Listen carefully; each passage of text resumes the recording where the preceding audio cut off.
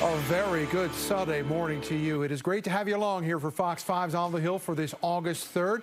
Let's get started on the headlines this morning. I'm Tom Fitzgerald. Overseas, President Trump is ramping up American efforts to get more aid to starving civilians in the Gaza Strip. The president is sending two high-ranking officials into Gaza. They are U.S. Ambassador Mike Huckabee and the special envoy from the United States, Steve Witkoff. Both are there to assess the situation on the ground. Meanwhile, doctors in Gaza are reporting significant signs of starvation across the entire population, and the death toll due to the lack of food is climbing. European countries like France and Spain say they have conducted humanitarian airdrops over the Gaza Strip this week, and however, authorities in France say their country plans to deliver a total of 40 tons of aid. They are calling for urgent access to water, food, and medicine for people in the Gaza Strip. All right, back here at home, the big news this past week has been the Washington Commanders. Now, they've opened up training camp this weekend to the loyal fans, but it's the plan to bring the team back into Washington, D.C. that has been getting the most attention. This morning, Josh Harris is speaking out for the first time on the stadium deal, which was just approved in a first vote by the D.C. Council, which could bring the Commanders back to their old stomping grounds at RFK. This is our spiritual home. This is where all those Lombardi trophies were won. So it's all part of who we are and where we're going.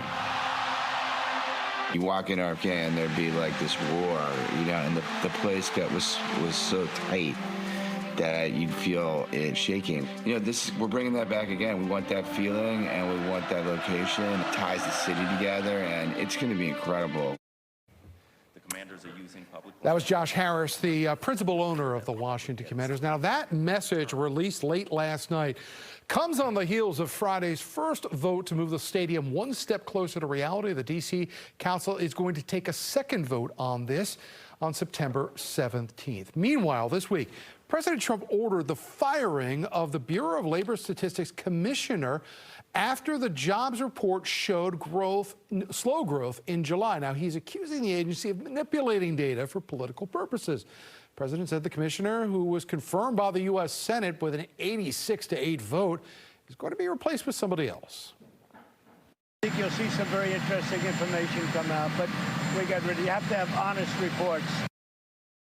Well, Democrats are calling this firing alarming. The report showed that only 73,000 jobs were added in July, and there were more than 250,000 fewer jobs in May and June than previously estimated. Wendy Benjaminson joins us again this morning. She's the senior editor of Bloomberg, and you've been looking at this. So, you know, a lot of people might not be that in tune with the Bureau of Labor Statistics. No. Who is this official? What is this report?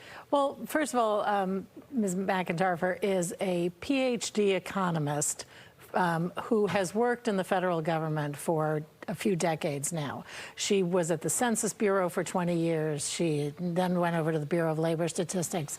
There is nothing, as you saw in her confirmation vote of 86-8, this was back in the Biden administration.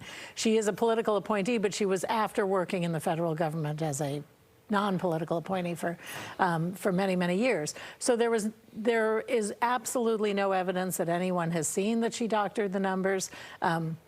The numbers just weren't what the president wanted to hear. And so so now she's out of a job, and that makes us question the numbers going forward. It was pretty clear, you know, the markets didn't like this. No. That they depend on this kind of information to make their decisions. What is the importance of this data when it comes to how our financial markets buy, sell, and trade and make long-term decisions? It's absolutely crucial, because companies and markets must know how many jobs there are out there,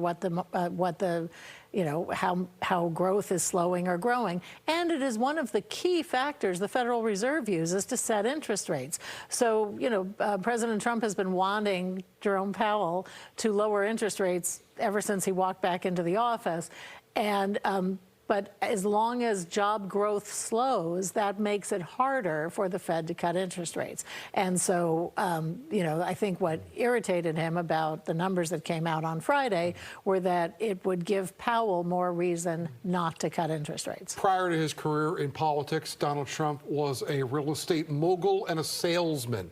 Is there a concern amongst economists that we are going to move into a mode here with the Bureau of Labor Statistics that is more sales pitch than reality. Yes. Yes, there is, as I said at the beginning, it's very dangerous when a president says, I don't like those numbers, so you're out of a job, because then the next person who comes in will either tell the president what he wants to hear or lose his or her job again. And so, we have to be very careful of the numbers. Also, downward revisions in previous months happens all the time. The numbers are based on how many companies participate with contributing to those numbers. That went down in the pandemic and has not quite, participation has gone down and has not quite risen back up. When the administration is successful in boosting the economy, it boosts everybody's economy. What is the danger of having data that doesn't necessarily reflect what the actual numbers are?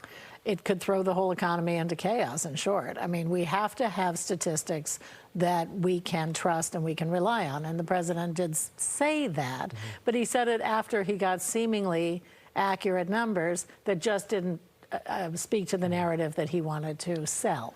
So the way forward here, this position came with a Senate confirmation, an overwhelming Senate confirmation.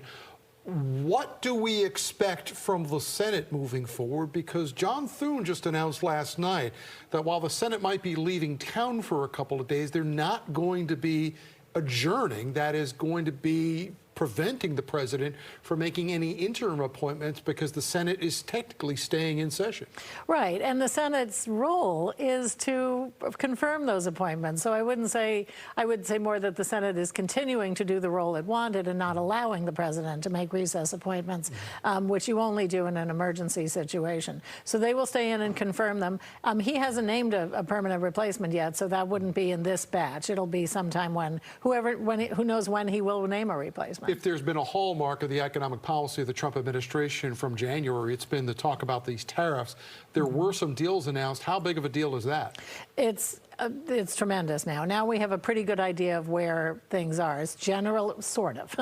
It's generally a 10% rate around the world. Some countries have more or less. For some reason, he slapped Switzerland with 39% tariffs, and others have more. But it's very complicated because, for example, with Canada and Mexico, he exempted all exports that were in the U.S., Mexico, Canada free trade agreement.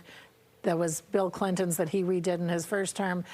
All those goods are exempted, which accounts for about 85% of imports from Canada and Mexico. But then there are sectoral tariffs on things like steel and aluminum and lumber. So we have really the North American trade is still very much up in the air. India says it's going to continue to buy oil from Russia, which could mean higher sanctions for them. So, who knows? Of course, the big kid on the block, though, is China. When it comes to trade in the United States, there's everybody else, and then there's China. Are we any closer to any kind of resolution on our situation with China? There were talks this last week in Sweden where Treasury Secretary Scott Bessent met with his counterpart from China, but they're in a 90-day truce.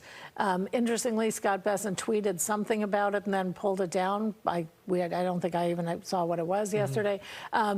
But so maybe there is some movement, but as long as this 90-day truce is going on, we won't hear much for a while. Overall, has the administration been able to claim victory on its push for tariffs when it got so much pushback initially when they announced this policy? I mean, sure, they can claim victory. The trouble is, what is the effect on the economy? And we are in a point now where during earnings week, which we just had, where a number of companies announced their earnings, they were starting to tell their investors that, hey, we're going to have to raise prices. We tried to absorb this, but now that we see where the tariffs are, it's coming onto the consumer. We can't risk profits, which is a nice message to their investors to keep the stock price up. Not so great for consumers as we head to back to school and the holidays. And the grocery prices continue to be stubborn as well, too, and that's probably not a good thing as lawmakers head into the midterms next year. That's right. Wendy Benjaminson, thank you for joining us this morning. Always a pleasure.